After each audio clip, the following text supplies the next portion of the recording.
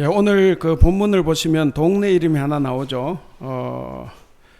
1절에 보면 베다니 그랬습니다.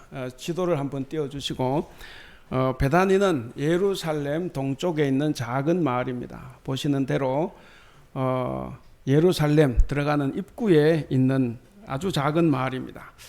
요한복음에서 예수님은 공생의 기간 동안 총 3번 예루살렘을 방문을 하셨습니다. 그래서 예수님이 공생애가 3년이구나 생각을 하는 거예요. 근데 이제 마태마가 누가 공관복음에서는 예수님이 한 번 예루살렘에 가셔요. 그래서 공관복음서를 보면 예수님의 공생애는 1년이지만 그러나 요한복음을 통해서 3년이라는 것을 알 수가 있습니다. 자, 예수님께서는 항상 그 3차례 걸쳐서 예루살렘에 가실 때마다 이 베다니를 거칩니다.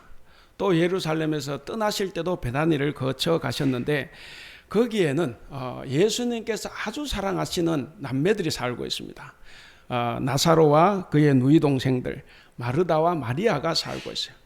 언제 부모님이 돌아가셨는지 모르지만 고아로 자란 이 불쌍한 세 남매와 예수님은 아주 가깝게 지냈습니다. 오늘 본문의 배경은 1절이죠. 예수님의 공생애 가운데 마지막 일주일을 시작하는 때가 바로 이날입니다. 우리 1절 같이 한번 읽어보겠습니다. 1절 시작.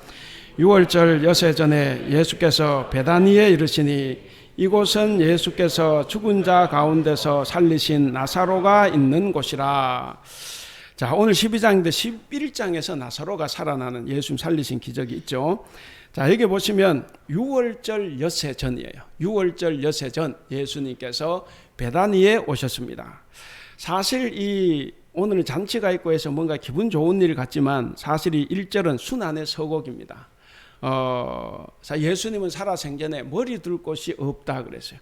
머리 둘 곳도 없는 분이 가장 집처럼 느꼈고 그리고 가장 가족처럼 여겼던 이들과 오늘 함께 지금 하고 있는 어떻게 보면 정말 아름다운 장면입니다. 그런데 이번 방문은 그동안의 방문과는 좀 완전히 달라요. 지금까지는 정말 예루살렘을 방문하는 것이에요. 방문하고 또 돌아가셨는데 이번 방문은 이제 예루살렘에 들어가시면 다시 나오지 못합니다. 예루살렘에서 이제 십자가에 달려 돌아가실 거기 때문에 그래서 이제 후로는 이 그리운 사람들과 만날 수 없고 그리고 이 집을 다시 방문하지도 못합니다. 그런 길을 예수님께서는 이제 떠나게 되었습니다. 자, 어쨌든 예수님이 오신다는 소문이 들렸습니다. 그래서 2절을 보시면 이제 잔치를 합니다. 2절 같이 읽겠습니다. 2절 시작. 거기서 예수님을 위하여 잔치할새 마르다는 일을 하고 나사로는 예수와 함께 앉은 자 중에 있더라. 자, 예수님 오신다고 하니까 이제 잔치를 벌였는데 아마도 마르다와 마리아는 자기 오라비 이 나사로를 살려준 것이 너무 감사해서 그 감사함을 가지고 이 잔치를 벌이는 것 같습니다. 그러니까 겉으로만 보면 대단히 흐뭇하고 그리고 또 기분 좋은 그런 일입니다. 근데 이 잔치의 이면을 보면 꼭 그렇게 기분 좋은 일만은 아니에요. 흐뭇한 것만은 아닙니다. 왜 그러냐? 예수님의 죽음이 시시각각 지금 다가오고 있기 때문에 그렇습니다. 자, 그런 이때에 뭔가 논란이 일어날 만한 중요한 일이 터집니다. 우리 3절 같이 읽겠습니다. 3절 시작. 마리아는 즐게 비싼 향유 곧 순전한 나드 한 근을 가져다가 예수의 발에 붓고 자기 머리털로 그의 발을 닦으니 향유 냄새가 집에 가득하더라. 자, 아까 2절을 읽었는데 2절을 보시면 그렇죠. 마르다는 늘 그랬던 것처럼 또 손님들을 접대하는데 바쁘고 나사로는 예수님과 함께 앉아서 식사를 하고 있어요. 아마 예수님께 너무 감사한 마음을 가지고 지금 함께 식사를 하겠죠. 그러니까 모두가 다 자기의 몫을 지금 다 하고 있습니다. 근데 예상치 못한 일이 거기에 생긴 거예요. 갑자기 마리아가 방에서 값진 향유를 가져다가 예수님의 발에다 붓고 그리고 자기의 머리카락으로 예수님의 발을 닦아드리고 있습니다. 뭔가 좀 과도한 행위 같아요. 좀 이렇게 뭔가 헌신이라고 하면 참 아름다운 헌신이지만 또 한편으로 과도한 헌신 같기도 한데 자, 어쨌든 이 날은 마리아로 인해서 온 온 집안에 향유 냄새가 가득 찼습니다. 그러나 앞에서 말씀드린 것처럼 이날은 그렇게 기쁜 날만은 아닙니다. 예수님은 지금 십자가를 앞에 두고 예루살렘으로 이제 들어가시려고 하기 때문입니다. 근데 그 시점에서 마리아는 예수님께 이 향유를 예수님 발에다 부었습니다. 자, 이런 기막힌 일, 이게 가격이 굉장히 비싼데 여러분, 이런 기막힌 일을 이 불쌍한 남매가 사는 집, 가난한 집안에서 이거 가지고 있으면 정말 잘 살 수 있는데 이걸 다 허비하는 것을 봤을 때 모두가 다 이상한 여자라고 생각했을 겁니다. 고대 세계에서 남자 앞에 나오는 것도 그렇지만 거기다 자기 머리카락으로 남자의 발을 씻긴다? 이건 정말 이상한 일입니다. 자, 그래서 모두가 다 이상하게 생각을 할 때 정말 마리아가 욕 얻어먹을 그런 시점에서 이를 보신 예수님께서 뭔가 말씀을 하시죠. 지금 마리아가 하는 행동은 나의 장래를 위한 것이다. 사실 마리아는 아무 말도 하지 않았어요. 예수님의 해석입니다. 저는 그래서 예수님이 너무 좋아요. 정말 따뜻합니다. 그래서 예수님마저 아무 말씀 안 하시면 이 여인은 정말 정신 나간 여자가 될 수가 있어요. 근데 예수님께서 재빨리 그 의미를 부여를 해 주셨습니다. 예수님의 사랑입니다. 자, 예수님은 지금 십자가를 앞에 두고 예루살렘으로 들어가시기 직전에 있습니다. 예수님의 죽음을 앞두고 이런 정말 아름다운 장면이 지금 펼쳐지고 있습니다. 이 안타깝고 가슴 아픈 이 시간에 마리아는 알았는지 마리아는 온 집안에 향기 냄새가 가득하도록 예수님 발에다가 그것을 부었습니다. 여러분, 마리아는 예수님의 죽음을 알고 있었을까요? 3년 동안 따라다니고 있는 제자들도 모르는데 과연 이 마리아는 알았을까? 충분히 알았을 거라고도 생각을 해봅니다. 왜냐하면 예수님께서 제자들에게 3번에 걸쳐서 말씀하셨다고 하면 이렇게 사랑하는 이 남매에게 말씀하시지 않았을까? 이런 생각도 해봐요. 근데 혹시 예수님 말씀하지 않았다 하고 하더라도 제자들은 많이 들었지 않습니까? 자기 이해는 못하지만. 그러니까 제자들이 혹시 마리아에게 말하지 않았을까? 그런 생각을 해봅니다. 어쨌든 마리아는 알았을 가능성이 있겠다 싶어요. 그래서 만약 알았다고 하면 마리아에게는 다시 올 수 없는 기회입니다. 이런 기회는 처음이자 마지막이고 다시 오지 않습니다. 그런 기회라고 생각했을 때 그는 예수를 위해서 그 귀한 것을 다 쏟아 바쳤습니다. 우리는 어떻습니까? 우리를 한번 돌아보면 다음에 하지, 다음에 또 기회가 있겠지 하고 이렇게 미룰 때가 많이 있습니다. 그러다 보니까 사실은 이 절실한 기회를 우리가 놓칠 때도 있습니다. 그래서 지나간 것에 대해서 항상 후회를 하는데 마리아는 좀 달랐습니다. 마리아는 이 기회를 놓치지 않았습니다. 그렇게 보면 마리아는 정말 용감하고 그리고 지혜 있는 여인이었습니다. 이런 일을 하고서 후회할지도 모르지만 그러나 안 하고 후회하는 것보다는 더 낫다는 생각을 하지 않았을까? 여러분, 우리가 하나님을 예배하고 예수님을 사랑하는 일도 마찬가지입니다. 너무 늦지 않게 해야 합니다. 그리고 후회하지 않게 해야 합니다. 할 수 있을 때 하는 것이 좋습니다. 전 우리 권사님들이 참 이게 늘 저에게 이렇게 감동을 주시는 부분이 지금 이제 못 나오시는 분이 여러 분 계시지만 나오실 수 있을 때까지 나오십니다. 나오시면서도 어떤 권사님은 내년에도 나올까? 다음 달에 나올까? 이런 생각을 하고 말씀을 하세요. 그리고 나오실 수 있는 한까지 나오셔서 예배하고 기도합니다. 우리가 할 수 있을 때 해야 되지 우리 할 수 없을 때가 온다는 거죠. 마리아의 일을 본 사람들이 어떻게 반응했을까? 성경에는 기록이 없죠. 그래서 우리는 잘 몰라요. 다만 가룟 유다가 그것을 질타하고 있는 내용이 있죠. 우리 4절 5절 4절 같이 읽어보겠습니다. 시작. 제자 중 하나로서 예수를 잡아줄 가룟 유다가 말하되 이 향유를 어찌하여 300데나리온에 팔아 가난한 자들에게 주지 아니하였느냐 하니. 자, 그러니까 논란의 여지가 있는 사건입니다. 자, 여러분들은 이 가룟 유다의 말을 어떻게 생각하십니까? 이 가룟 유다의 말. 도대체 마리아가 무슨 생각으로 그 비싼 향유를, 노동자 1년 품삯입니다. 그 비싼 향유를 거기다가 부었을까? 여러분, 어떻게 생각하십니까? 근데 지금 가룟 유다는 마리아를 나무라고 했습니다. 그러니까 마리아를 나무라고 있는, 질타하고 있는 이 유다의 말이 사실 이성적이고 합리적인 말로 보여요. 그렇지 않습니까? 근데 오늘 본문에 재밌는 사실이 하나 있습니다. 여러분, 오늘 이 일이 있기까지 본문에 보면 어떤 누구도 아무 말도 하지 않아요. 누구도 말하지 않습니다. 마리아도 행동만 했지 말하지 않아요. 아까 2절에 보셨듯이 마르다도 손님 접대만 했고, 그리고 이 나사로도 예수님 앞에서 식사만 했지 아무 말을 하지 않습니다. 그런데 가룟 유다가 이제 말을 하기 시작을 합니다. 아까 보신 2절대로 이 향유를 300데나리온이나 하는 이 향유를 팔아서 가난한 자들에게 주지 왜 이렇게 쓸데없이 낭비하느냐, 이렇게 말을 했습니다.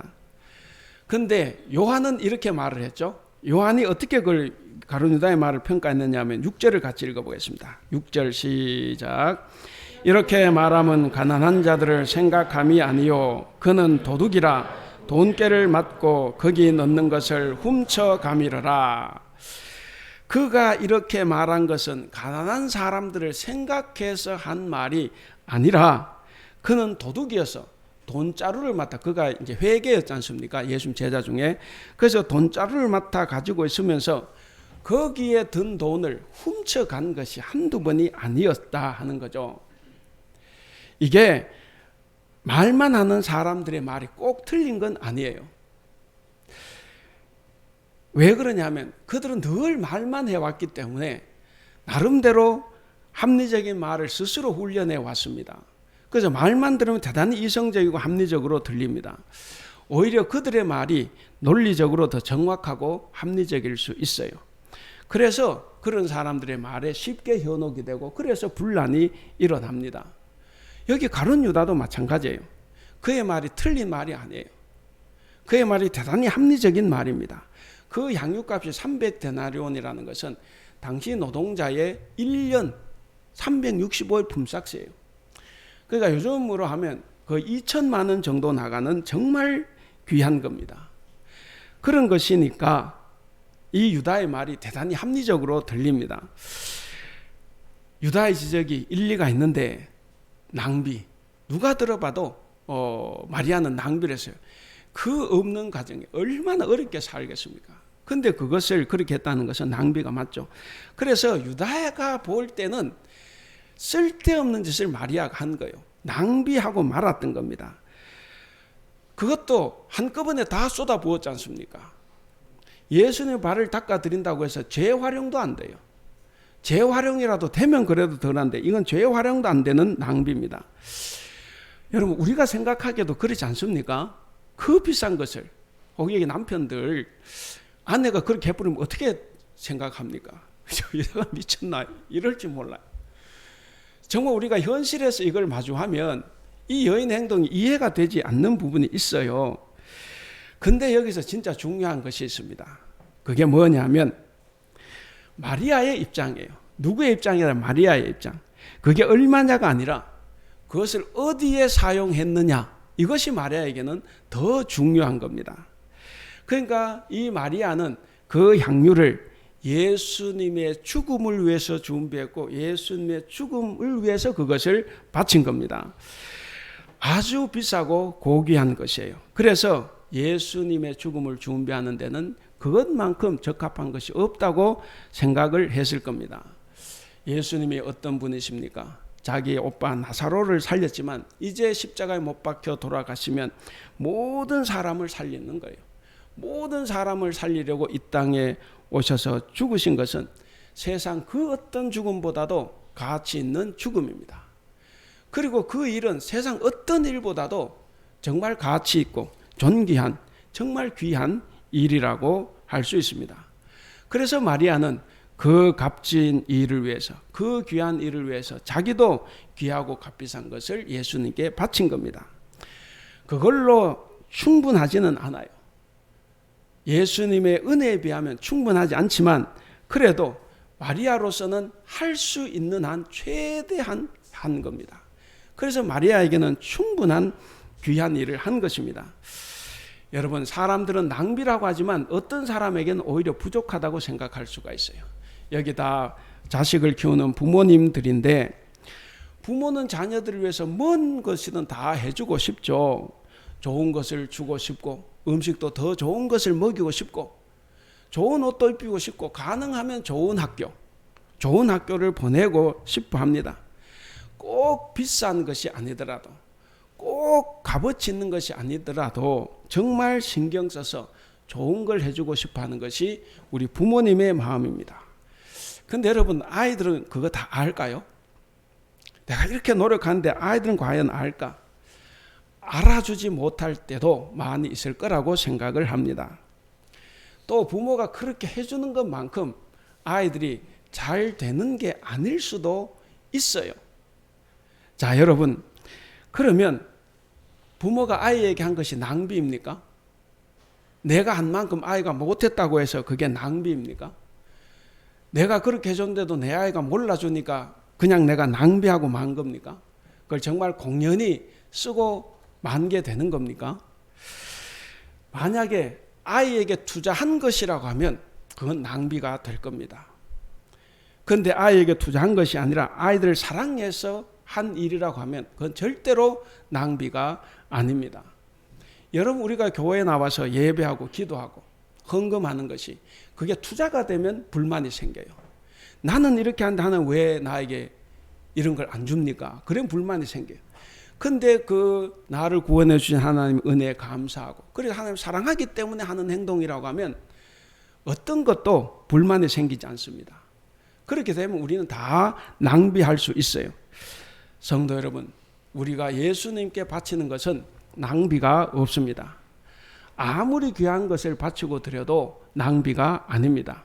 문제가 되는 게 뭐냐면 가룟 유다처럼 예수님을 핑계로 내가 쓰려고 할 때 정말 내 명예를 위해서 내 자랑을 위해서 쓰려고 하니까 그게 문제지, 정말 진심으로 예수님을 사랑한다고 하면 사랑하기 때문에 내가 바치고 쓰는 것이라고 하면 무엇을 드리고 바쳐도 낭비가 될 수가 없습니다.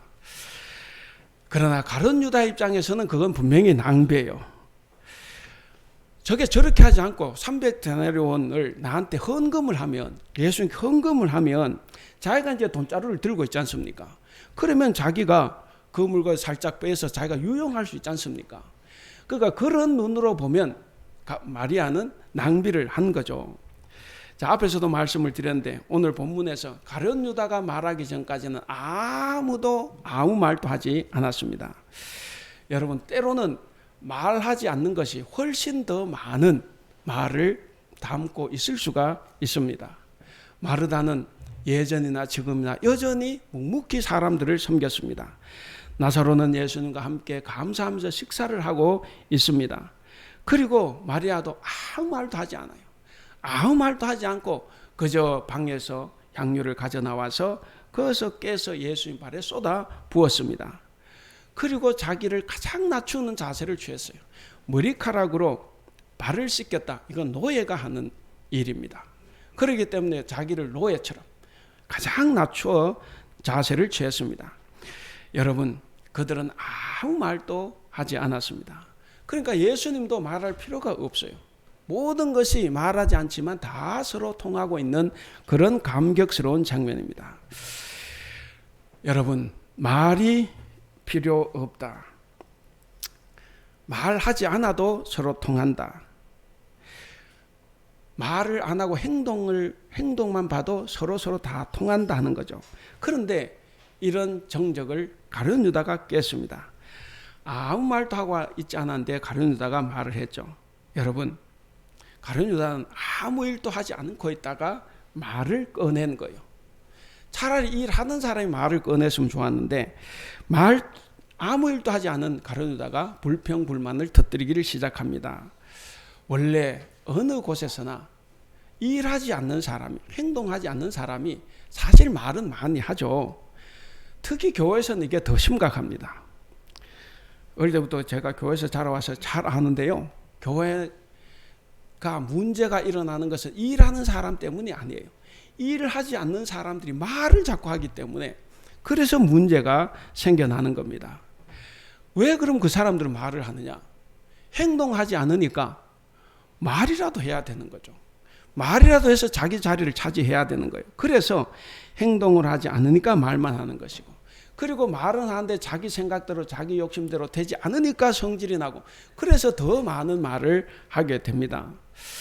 여러분, 예수님도 침묵하고 계시다가 왜 말씀하셨어요? 보면 가룟유다가 말을 하니까. 그러니까 예수님 이때 말씀 안 하시면 마리아가 큰일 나니까, 그래서 예수님이 말씀하시는 거예요. 그러니까 굳이 지금까지는 말할 필요가 없었습니다. 그런데 예수님이 말씀을 하십니다. 7절을 한번 읽어보겠습니다. 7절 시작. 예수께서 이르시되 그를 가만두어 나의 장래할 날을 위하여 그것을 간직하게 하라. 장래할 날을 위하여 그것을 간직하게 하라. 좀 어렵게 번역이 되어 있어요. 표준세 번역을 보면 이렇습니다. 그는 나의 장산날에 쓰려고 간직한 것을 쓴 것이다. 그렇게 번역을 했습니다.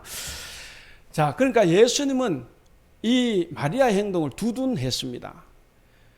칭찬하지 않았죠. 두둔하셨어요. 그런데 이제 같은 내용이 마태복음, 마가복음에도 기록이 되어 있어요. 우리가 마태복음 26장 13절 같이 한번 읽어보겠습니다. 시작. 내가 진실로 너희에게 이르노니 온 천하에 어디서든지 복음이 전파되는 곳에는 이 여자가 행한 일도 말하여 그를 기억하리라. 그러니까 여기서는 칭찬을 하셨습니다.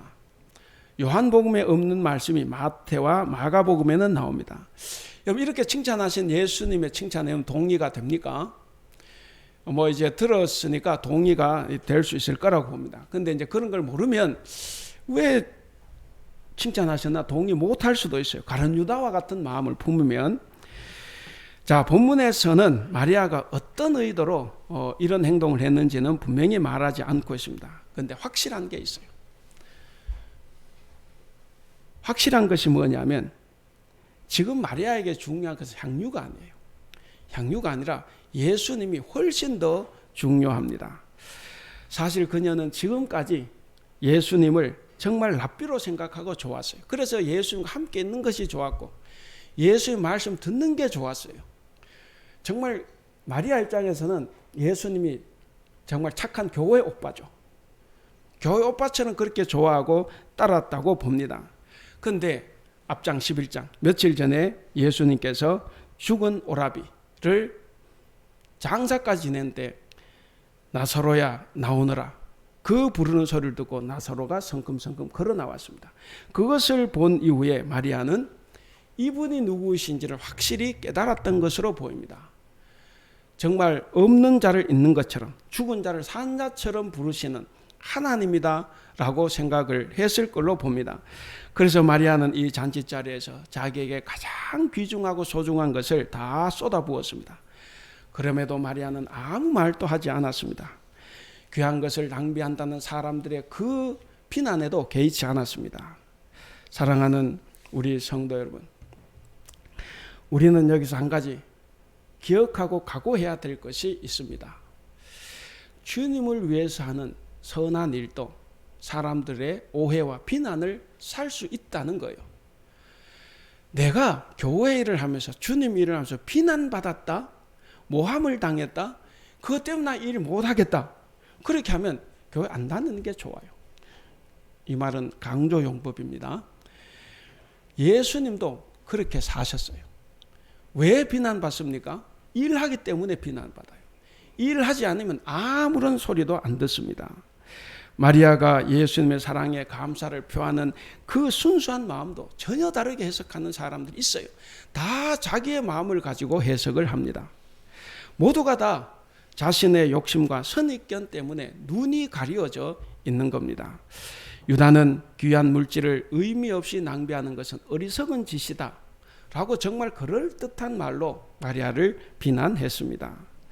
그러나 우리가 진정한 그리스도인이라고 한다고 하면 마리아처럼 예수님을 향한 감사와 이 사랑을 실천적으로 행동으로 표현할 수 있어야 합니다.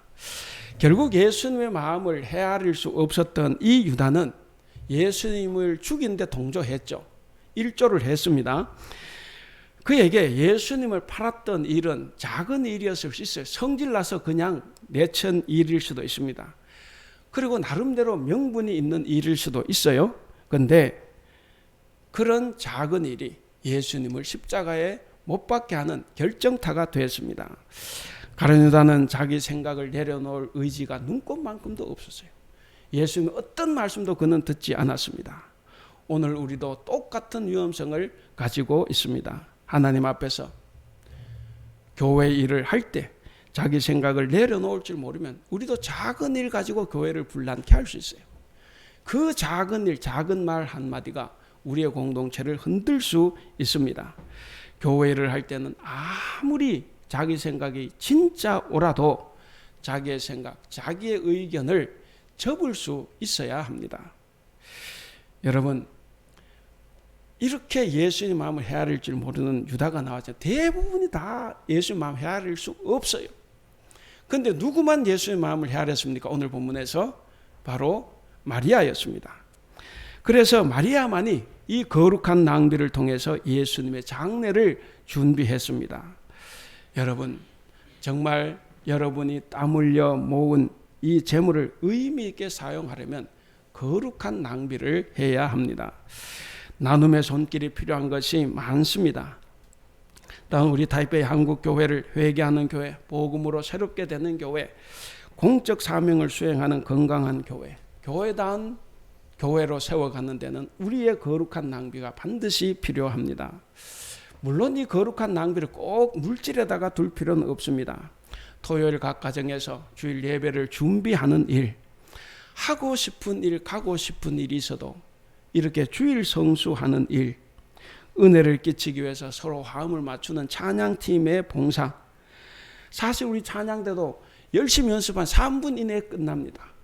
3분 이내에 끝나버리는 이 찬양대로 봉사하는 일, 다음 세대를 위하여서 교사로 봉사하고, 그리고 주중에 구역 식구들을 돌보는 구역장의 일, 헌금하는 일, 그리고 이웃의 아픔과 가난에 동참하는 일, 교회당 이곳저곳에 뭔가 손볼 것이 있는 것을 손보는 이런 일들이 다 거룩한 낭비입니다.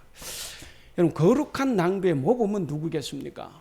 바로 모든 인류를 살리기 위해서 돌아가신 예수님, 십자가, 예수 그리스도의 십자가입니다.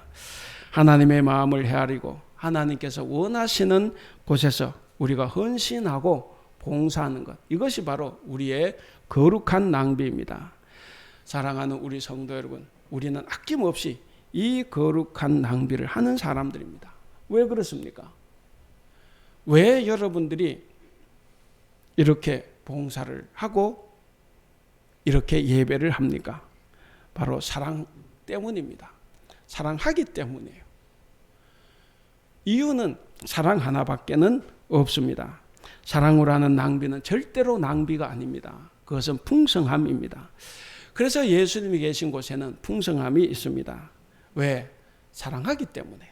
거기에 풍성함이 있는 거예요. 오늘 제목을 같이 읽어보겠습니다. 시작. 그리스도인 거룩한 낭비를 하는 사람. 사랑하는 우리 성도 여러분, 저와 여러분은 예수를 위하여, 교회를 위하여 얼마나 낭비하고 있습니까? 우리도 마리아처럼 예수를 위해 기꺼이 낭비할 마음을 가지고 있는가? 마리아는 예수님의 풍성한 사랑을 받았기 때문에 정말 거룩한 낭비, 아낌없이 낭비를 했습니다. 사랑하는 우리 대북교회 성도 여러분, 그리고 오늘 또 영상으로 비대면 예배하시는 여러분들, 혹시 여러분들 중에 하나님께서 주신 풍성한 선물에 비해서 내가 하는 것, 시간이든 노력이든 헌금이든 생명을 주신 예수님을 사랑하는 것이 좀 인색하지 않았는가? 혹시 인색한 것은 없는가? 한번 돌아볼 수 있는 사순절 기간이 될 수 있기를 바랍니다. 그래서 이번 한 주간 동안 선한 일을 위해서 거룩한 낭비를 함으로써 우리 하나님께서 주시는 차고 넘치는 은혜 가운데 거하시는 여러분들이 될 수 있기를 주님의 이름으로 축원합니다. 기도하겠습니다. 예수 그리스도의 십자가의 순환을 통하여 우리를 구원하신 하나님, 우리를 위해 죽으시고 우리를 위해 다시 사신 주 예수 그리스도를 위해 지극히 귀한 향유를 주님께 부어드린 마리아처럼 우리도 헌금이든 노력이든 가장 귀한 것을 주님을 위해, 교회를 위해 거룩한 낭비를 할 수 있도록 믿음을 더하여 주시옵소서. 아버지께서는 우리를 너무나 사랑하셔서 외아들 예수님을 가장 깊은 고난의 정점에 서게 하셨습니다. 우리는 이런 과한 사랑을 받았으니 우리도 이 세상에서 거룩한 낭비를 하며 살아갈 수 있도록 도와주시옵소서. 감사하며 우리 주님 예수님의 이름으로 기도하옵나이다. 아멘.